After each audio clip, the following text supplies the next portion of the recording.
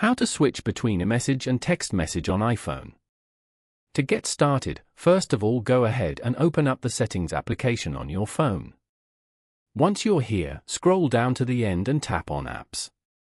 You can view all your phone apps over here. Now, search for or scroll down to find Messages and tap on it.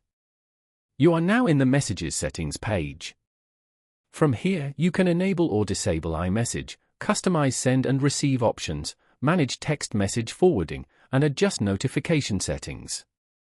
Here, scroll down and turn off the iMessage feature as shown. iMessage uses wireless data to send messages between Apple devices. If you want it back, then turn it on again. After that, swipe down on the screen from the top right corner to open the control center. From here, turn off cellular data and Wi-Fi. When they are turned off, all the messages you send will be sent as direct text messages.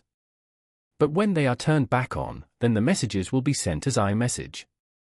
Following these steps, you can easily switch between iMessage and text message on iPhone.